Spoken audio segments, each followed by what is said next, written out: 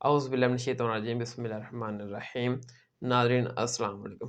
آج ہم پارہ نمبر 4 کا رکوع برکوع کے خلاصے کو ڈسکس کریں گے۔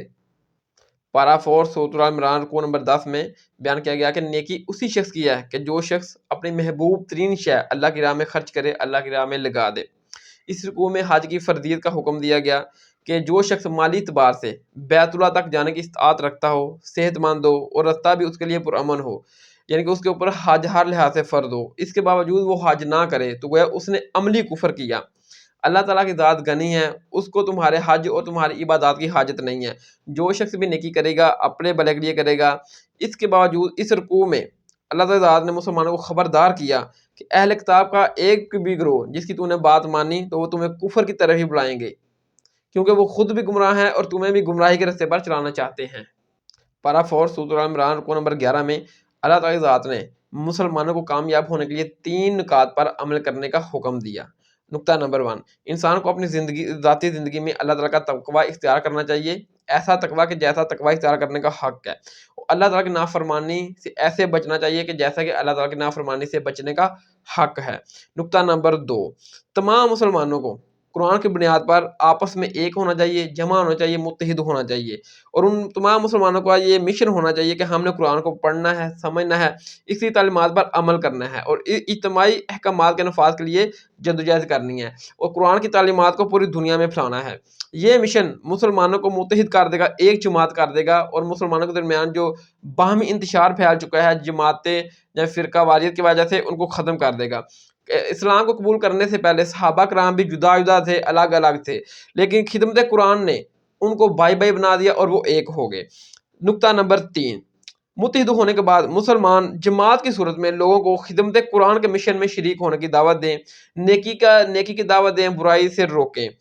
یہ بشارت دی گئی کہ جو بندہ ان 3 نکات پر عمل کرے گا وہ روز قیامت کامیاب ہو جائے گا۔ پارہ 4 سورۃ ال عمران رکوع نمبر 12 میں یہ بیان ہوا کہ یہود اللہ کے غضب کا شکار ہیں اور ذلت و رسوائی سے دوچار ہیں۔ ان کی وہ اس وجہ سے ہیں کہ انہوں نے اللہ کی نافرمانی کی، انبیاء کرام کی دعوت کو جھٹلایا، انبیاء کرام کو شہید کیا اور قتل کر دیا۔ ان میں سے بعض لوگ ایسے صالحین ہیں، نیک ہیں، جو اللہ کے محبوب لوگ ہیں۔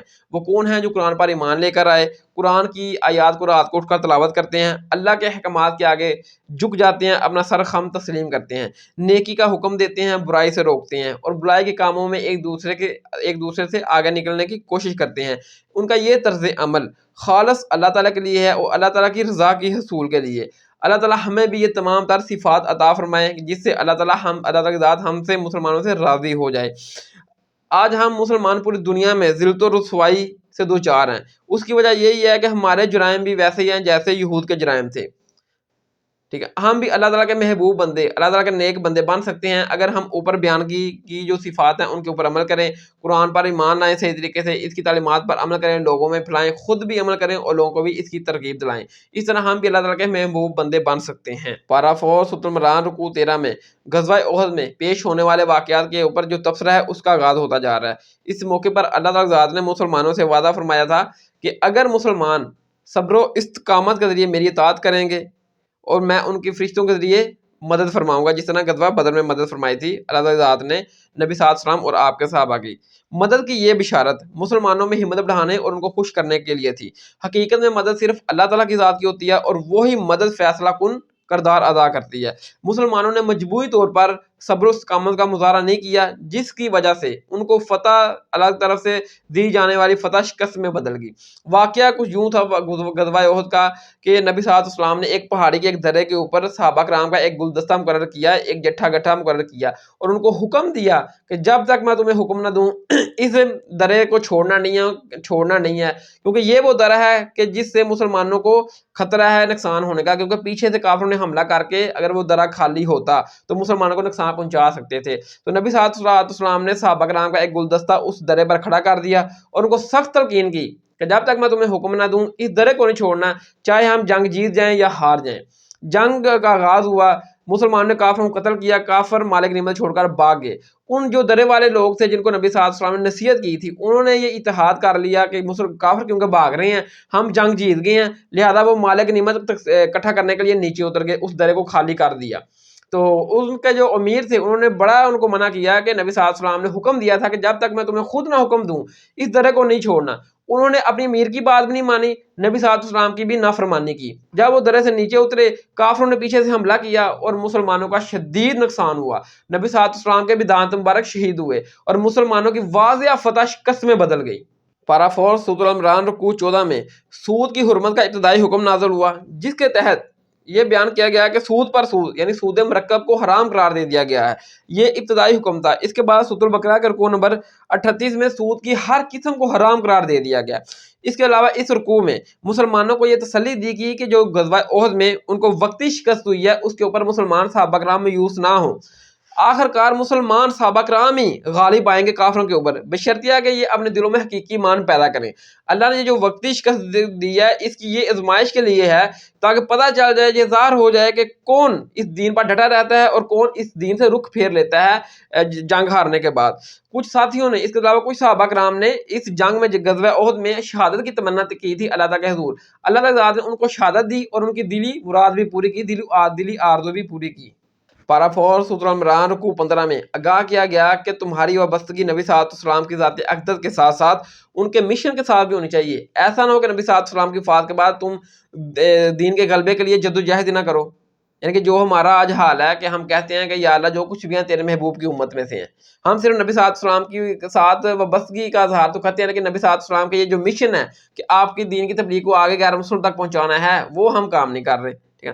اس کے علاوہ یہ حقیقت بیان کی گئی کہ اللہ والے وہ لوگ ہیں جو اللہ کی راہ میں جنگ کرتے ہیں اور دوران جنگ آنے والی تکلیف میں نہ ہمت ہارتے ہیں, نہ کمزور پڑتے ہیں, نہ بادل کے سامنے دبتے ہیں جھکتے ہیں, بلکہ وہ اللہ تعالیٰ کے حضور دعا کرتے ہیں کہ اے ہمارے رب بخش دے ہمارے گناہ اور وہ زیادتی جو ہم نے اپنے معاملات میں کی, اور جما دے ہمارے قدموں میں, اور ہماری مدد فرما کافر قوم کے مقابلے میں, آمین. پارا 4 سورۃ العمران رکوع 16 میں اس حقیقت کو بیان کیا گیا کہ نظم کی جو حقیقت ہے کہ غزوہ احد کے موقع پر جب نبی علیہ السلام نے ایک پہاڑ کے ایک درے کے اوپر ایک گلدستہ صحابہ کرام کا مقرر کیا اور ان کا ایک امیر مقرر کیا, ان صحابہ کرام کو حکم دیا کہ جب تک میں تمہیں حکم نہ دوں, اگرچہ تم خود دیکھ لو کہ ہم جنگ جیت چکے ہیں یا جنگ ہار چکے ہیں, جب تک نبی صلی اللہ علیہ وسلم نے فرمایا کہ میں تمہیں حکم نہ دوں یہ درہ تم نے نہیں چھوڑنا, کیونکہ یہ وہ درہ ہے کہ جس کے پیچھے سے کافر حملہ کر کے ہم مسلمانوں کو نقصان پہنچا سکتے ہیں. تو جب جنگ کا آغاز ہوا کافروں کو مسلمانوں نے قتل کیا, کافر جو ہے نا وہ آگے لا کے بھاگ گئے, تو مسلمانوں نے یہ محسوس کیا, جو اس درے کے اوپر لوگ تھے صحابہ کرام کا گلدستہ تھا, انہوں نے یہ محسوس کیا کافر بھاگ رہے ہیں لہذا مالک نعمت چھوڑ رہے ہیں تو ہم جنگ جیت گئے ہیں. انہوں نے اتحاد کر لیا, وہ درے سے نیچے اترنے لگے. ان کا جو امیر تھا اس نے کہا کہ نبی صلی اللہ علیہ وسلم نے ہمیں یہ حکم دیا تھا اور ہم نے نبی صلی اللہ علیہ وسلم کے حکم کی نافرمانی نہیں کرنی. ہم نے نبی صلی اللہ علیہ وسلم نے ہمیں جو طریقہ جو نظم سکھائی ہم نے اس نظم کو ضبط کی خلاف ورزی نہیں کرنی. لیکن انہوں نے, ان صحابہ کرام نے اتحاد کر لیا کہ ہم جنگ جیت گئے ہیں اور نظم کی خلاف ورزی کی اور اس امیر کی بھی اطاعت نہ کی اور نبی صلی اللہ علیہ وسلم کی بھی نافرمانی کی اور وہ درہ چھوڑ دیا اور نیچے اتر گئے. یوں ہی وہ نیچے اترے, کافروں نے اس درے کے پیچھے سے حملہ کیا اور نبی صلی اللہ علیہ وسلم کے بھی دانت مبارک شہید ہوئے اور مسلمانوں کا بہت زیادہ نقصان ہوا, اور مسلمان غزوہ احد واضح فتح جنگ جیتنے کے بعد اس ایک غلطی کی وجہ سے, نظم کی خلاف ورزی کی وجہ سے, اللہ کے رسول کی نافرمانی کی وجہ سے, چند ایک صحابہ نے جو اتحاد کر لیا ان کی غلطی کی وجہ سے وہ جنگ ہار گئے جو غزوہ احد کی جنگ تھی. تو اس رکوع میں اللہ تعالیٰ نے نظم کی خلاف ورزی کی اہمیت بیان کیا کہ گویا نظم کی اہمیت بیان کی ہے. تو اللہ تعالیٰ ہم غلبہ دین کے لیے جو جدوجہد کر رہے ہیں اس میں بھی نظم مضبط کے ساتھ ہمیں محنت کرنے کی توفیق عطا فرمائے, آمین. پارا 4 سورۃ العمران رکوع 17 میں نبی صلی اللہ علیہ وسلم کی تحسین کی گئی. نبی صلی اللہ علیہ وسلم کے فرمایا گیا کہ آپ مومنین کے حق میں انتہائی نرم مزاج ہیں, اگر آپ سخت گیر ہوتے تو یہ اصحاب آپ کے ارد گرد کبھی جمع نہ ہوتے. اللہ تعالیٰ نے نبی صلی اللہ علیہ وسلم کو تلقین فرمائی کہ یہ جو آپ کے صحابہ کرام ہیں جو انہوں نے غزوہ احد کے موقع پر نظم کی خلاف ورزی کی اور جس کی وجہ سے واضح فتح شکست میں بدل گئی, ان کی وہ غلطی معاف کر دیجئے. غزوہ احد کے موقع پر نبی صلی اللہ علیہ وسلم نے صحابہ کرام کا ایک گلدستہ ایک پہاڑی کے ایک درے کے اوپر کھڑا کیا اور ان کو نصیحت کی کہ جب تک میں تمہیں حکم نہ دوں اس درے کو کبھی نہ چھوڑنا, چاہے آپ دیکھ لو کہ ہم جنگ جیت گئے ہیں یا ہم جنگ ہار گئے ہیں, جب تک میں تمہیں حکم نہ دوں اس درے کو نہ چھوڑنا, کیونکہ یہ وہ درہ ہے کہ جس کے پیچھے سے کافر حملہ کر سکتے ہیں اور مسلمانوں کا نقصان کر سکتے ہیں. جنگ کا آغاز ہوا, کافر جو ہے نا وہ قتل ہوئے اور کافروں نے دوڑ بھاگ مچا دی.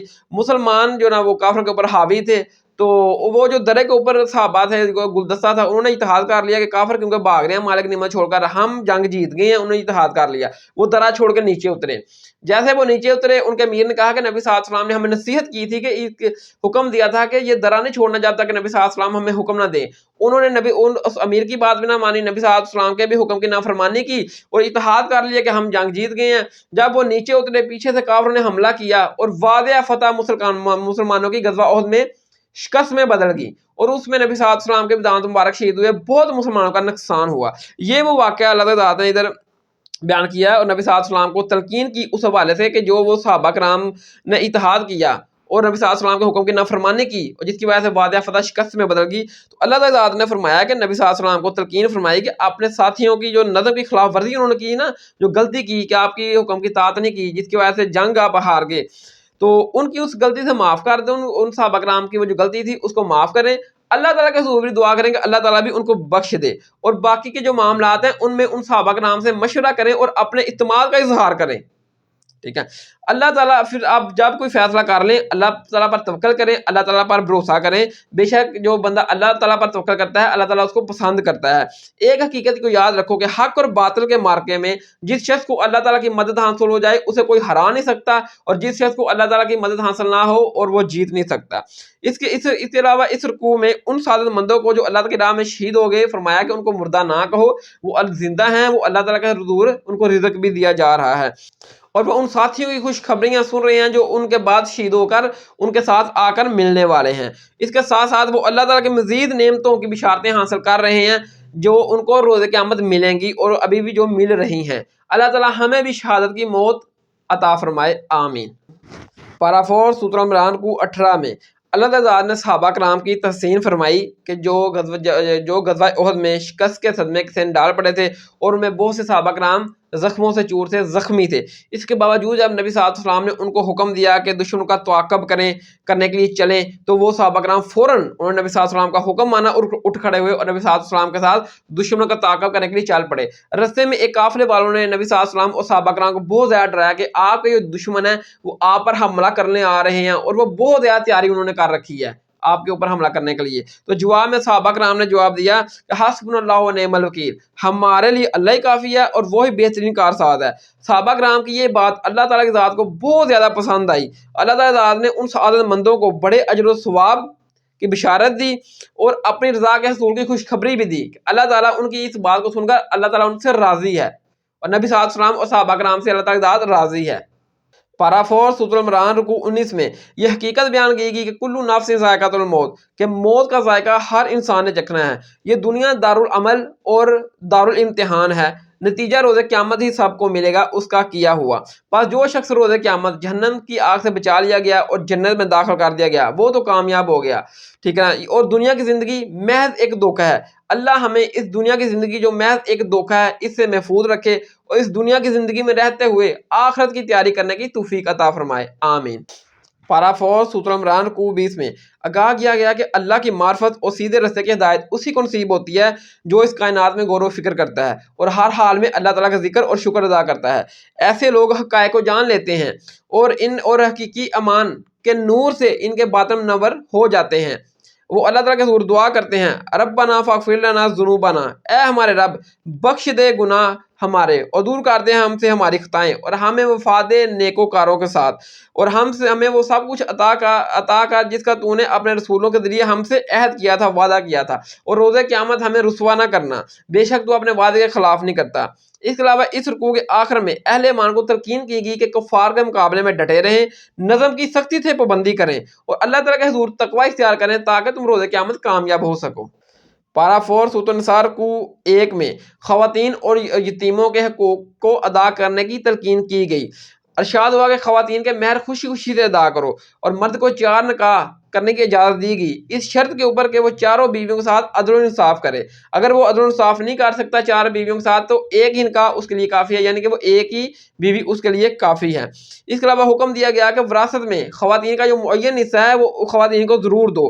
یتیموں کا مال ناحق طریقے سے مت کھاؤ, جو بندہ یتیموں کا مال ناحق طریقے سے کھاتا ہے گویا وہ اپنے پیٹ میں آگ بھر رہا ہے.